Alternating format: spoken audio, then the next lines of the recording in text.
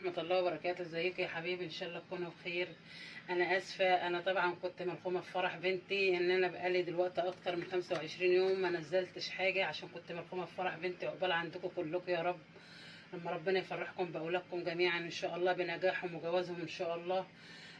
احنا النهارده هنعمل تتبيلة الديك الرومي. ده يا حبايبي دي حبتين طماطم انا مقطعاهم زي ما حضراتكم شايفين كده، وده كرفس معايا، وده ليمون وبرتقان، تلات بصلات، 5 ليمونات، 4 جزرات زي ما حضراتكم شايفين كده، ودول 2 برتقانات. هوريكم برضو الطريقة ازاي.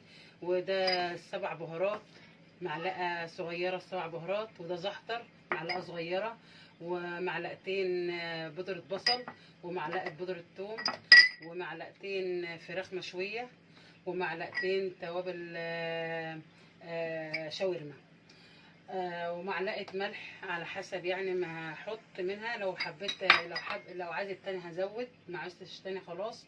ودي كوباية، ده يعني فنجان زيت زيتون، نص كوباية عصير خل، دي نص كوباية اهيت حطها لحد هنا كده، نص كوباية خل.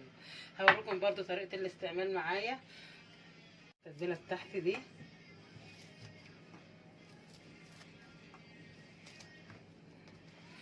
وقشر الليمون كده يا حبايبي، برضو قشر الليمون حلو جدا، بيدي طعم حلو جدا، وفي نفس الوقت برضو بحصر الليمونة، باخد ميتها، بس القشر بضربه كده مع الخلطة معايا نص ضربة برضو كده زي ما حضراتكم شايفين. يعني باخد حوالي مثلا قشر ال4 ليمونات او ال5 ليمونات اللي انا ببقى محضراهم زي ما حضراتكم شايفين كده، وبخلي برضو المية في الاخر باخدها. وديت طماطمتين كده برضو انا مقطعاهم حتت، وده كرفس معايا اهو زي ما حضراتكم شايفين كده،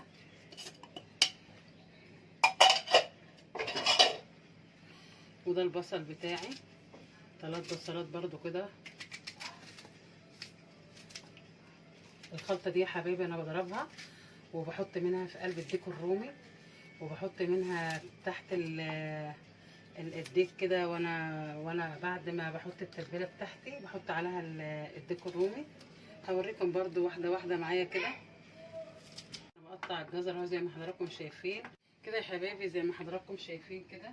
انا بعد ما ضربته في الكبه بتاعتي نص ضربه كده، يعني نص فرمته ونص ضربه كده بالطريقه ديت، يعني مش من عماء قوي. وديت معلقتين صلصه، معلقه فلفل اسود، معلقه من البهارات هي ال7 بهارات، معلقه زعتر، معلقتين بودره بصل، معلقه بودره ثوم، معلقتين فراخ مشويه،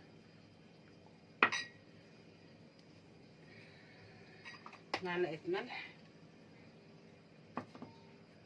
معلقتين بهارات كفته، صح كفته. نقلب مع بعض كده ونحط ايه كوبايتين عسل بتاع زبادي معايا. الزبادي دي حبايبي بضطر عشان الرومي لحمته ناشفه، فبيطرها شويه بيخليها ايه تستوي بسرعه، ما تاخدش وقت كتير، وفي نفس الوقت تديها طعم برضه. دول كوبايتين زبادي زي ما حضراتكم شايفين كده، وبحط معايا معلقه عسل ابيض زي ما حضراتكم شايفين كده. بنحط بمعلقه بلاستيك يا معلقه خشب، لان العسل الابيض لو اتحط فيه معلقه معدن بيفسده. ونحط ده فنجان زيت زيتون، ودي نص كوبايه خل، ونحط ده كله كده مع بعض يا حبايبي، ونفضل نقلبه كده بالطريقه دي، ونظبط الملح وندوق لو عايزه ملح. المهم نظبط الملح بتاعه، لو محتاجيه ملح تاني نزود، مش محتاجيه ملح تاني خلاص كده. دي تتبيله الديك الرومي. هوريكم برضو طريقه التتبيله فيها ازاي. حبيبي احنا بناخد من التتبيله كده ونحط جوه الديك الرومي بتاعنا كده،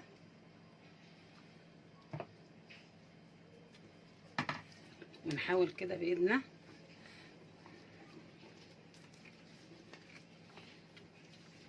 نحط في الديك كده من جوه كويس، ونحاول ايه نيجي من عند الصدر كده ونفتح فتحة كده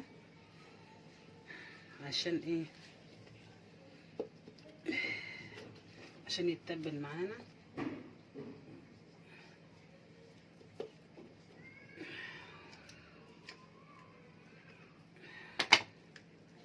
ونحط تحت الجلد كده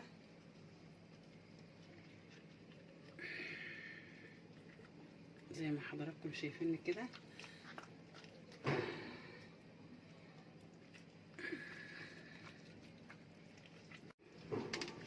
نحاول كده نوسع للجلد كده ونحط تحت الجلد كده عشان يبقى كله متشرب من بعضه زي ما حضراتكم شايفين كده. احط في الجوانب دي كده بين الجلد وبين اللحم عشان ايه يتشرب معايا.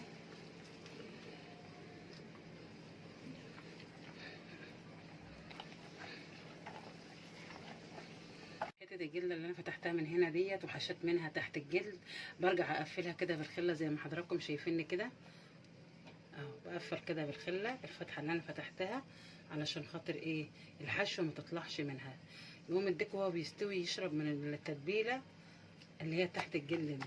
وانتوا زي ما حضراتكم شايفين اهوت انا تبلته من جوه من بره زي ما حضراتكم شايفين كده، وبقفل زي ما حضراتكم شفتوني كده بالخله.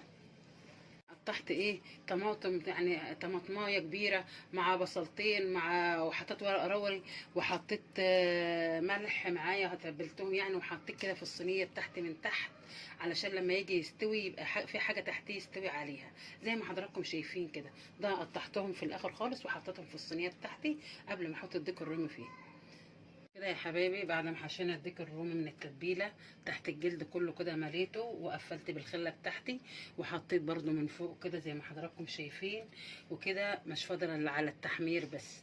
انا هحطه اقفل عليه بالسلوفان وبعد كده احطه في الفرن بتاعي لحد ما يستوي ونشوف هياخد معانا وقت قد ايه واقول لكم. يا حبايبي الديك الرومي استوى زي ما حضراتكم شايفين كده، شرب التتبيله بتاعته زي ما حضراتكم شايفين كده واستوى وبقى بالشكل الجميل ده. لو عملتوه بنفس الطريقه دي هيعجبكم جدا جدا، تعملوه وتاكلوه بالف هنا وشفا. ما تنسوش تفعلوا الجرس وتدوسوا لايك عشان يوصلكم كل جديد. والسلام عليكم ورحمه الله وبركاته.